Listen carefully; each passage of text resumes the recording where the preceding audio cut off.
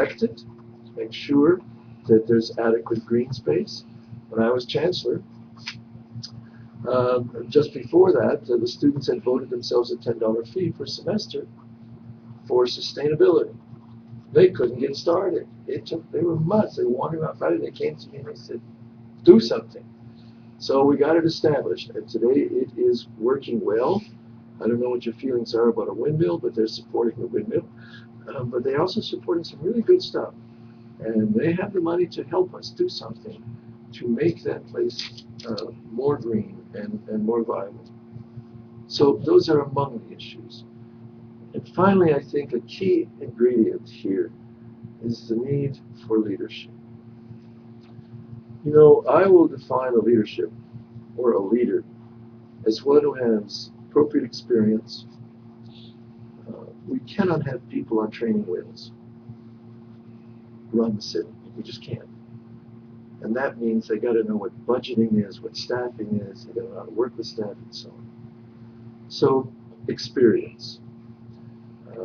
I remember watching a TV program with Buffett and Bill Gates with some students. The student accused Buffett of saying, you know, I understand that you're a guy who makes a decision in 5 minutes. Is that true? And he said, young man, behind every 5-minute decision is 50 years of experience. Well, that's vital in being able to manage a complex system like this one. SIUC was very complex. And unless you have the right people in there, they're going to take it down. So, one clearly is the experience, the other is the vision. I've spoken about that. But the third, which is extremely important, is temperament. The ability to work with people, the ability to compromise with people, the ability to persuade people, the ability to listen, all of that is part of temperament. And that is the ability to make sure that people know that you are with them and working with them and not against them. I would say that if I may say for myself, I think that I had a very good temperament at the university, and that's why we were able to succeed in doing what we did. Because people liked working with me as I liked working with them. You know, May the 8th was an example. It was unbelievable. And putting together that group. And by the way, I really didn't. We met all day on Friday figuring out what to do.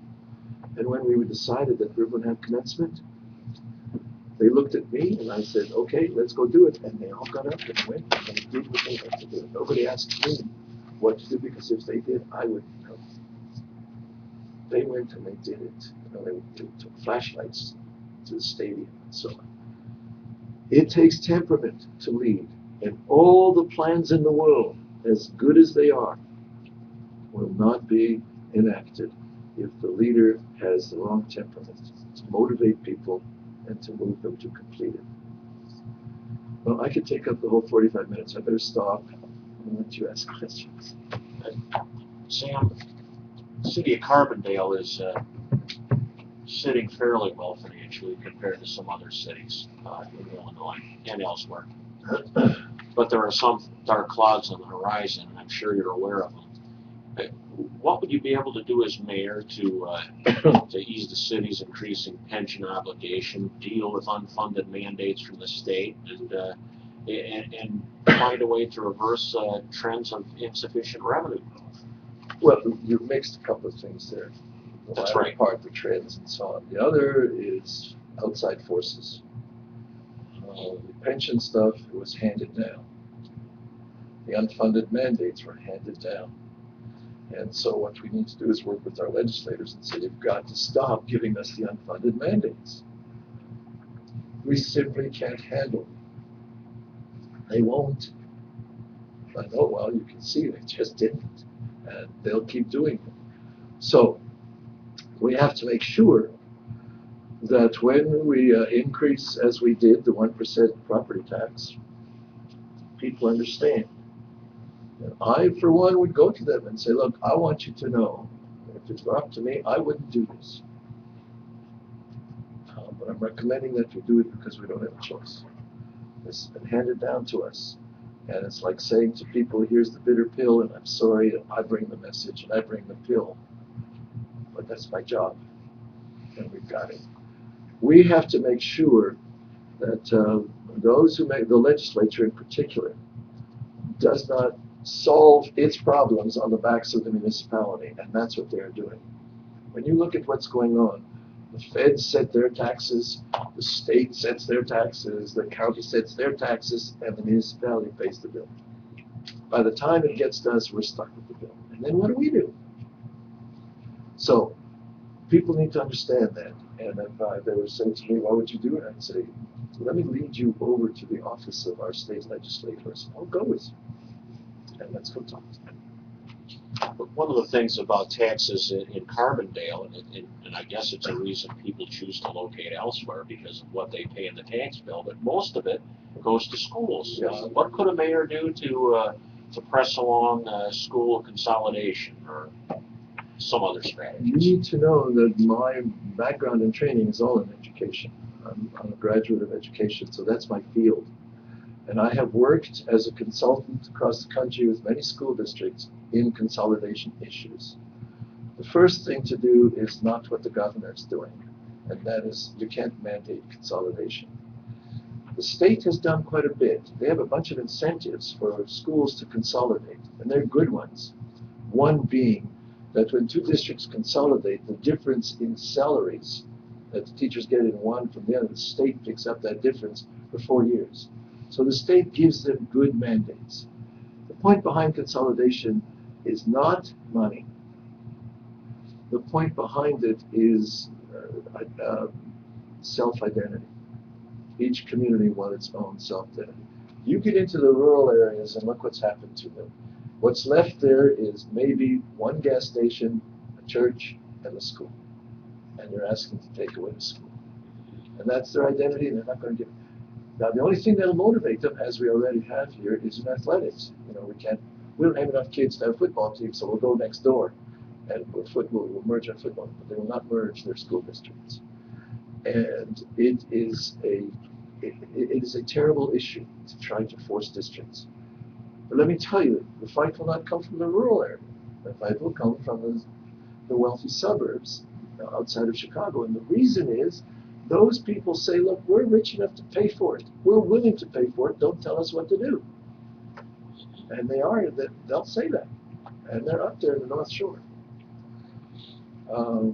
This is an issue for school boards. You know, they've come at me and I said, I'd be happy to talk about it, but we have a school board election. Go talk to the school board members. Because education is a local event. It's controlled locally. And you can't budge it locally. You just can't, even with mandates. You know the lineup of school districts in Springfield to get a waiver on a mandate is from here to China, because they're getting waivers all over the place. The problem we have is, and let's just focus in on Carbondale. The difficulty we have is a huge, diverse population of varying needs. And we can't walk away from it. The mayor can't say, gee, we can't do it, I'm walking away from it, because these are his citizens, and it's a must for the quality of life. So we've got to sit down and figure out how to do this. I have spent my life working in education, and I would say that as mayor, I would meet with these people, and I have credibility with them. Many were my students at one time. So I would meet with them, and I would talk to them, and I would say, it's stuff they already know. The issue is to be able to buy into it. They know what performance means. They know what results mean. They know all of that stuff. But they got to be able to trust, and they've got to be able to see and understand the broader picture, and that it is not necessarily just local control, which says, this is all we have in our community, and if we give up our schools, what do we got left? It's really a very difficult human problem. One of identification, one of self-ego, and it's hard to overcome. So there is no answer to that question. There's no answer because unless you want to start a war, which could happen, you have to work on the ability to be persuasive and to find things of mutual interest that they will work on. And there are those things. They're cooperating now. They're buying things together. They are cooperating on special education in certain other ways. And I would say that that's a good way to go, and that what we ought to do is expand what it is they cooperate on. That's good. To start from the premise that we need to restructure our schools in order to get rid of a few superintendents and save a few dollars, it is the wrong way to go. Besides, where they have consolidated, research shows that where they have consolidated on the principal, they didn't save anything. There was no saving. Very limited. It wasn't worth the bother to do that. So we cannot overlook it. As mayor, I would certainly be involved, but I would be involved based on my background, what I know about education. You mentioned that schools and school boards have to be responsible for the education part there. Mayor Cole has a proposal out right now for a $150,000 summer education program run in conjunction with the schools. Yes. Where do you stand on that? Is that something the city should be putting its money toward? Let's understand why you run summer programs. To keep the kids off the street, which is in the best interest of the city. And in Carbondale, it didn't work, by the way, when he did it before, because very few showed up. He didn't do that much. And the expense was far beyond anything that was normal. This is a school district problem, and we must confront them with it and say, you solve it, and you figure out a way to do it. You face the parents. Granted, it is not a function of the city unless you define the city as saying, we may have problems in the summer heat of kids running around, and so we better do something with them. And from that perspective, yeah. But my first goal would be to go to the school system and not hide behind teaching them to read. You just say to them, you teach them to read. If it's that, then you do it. If it is to keep them off the streets, we'll find jobs for them. There's work to do. That's what he did last time. Find jobs for them. I commend him for trying. I really do. I would not go in that direction.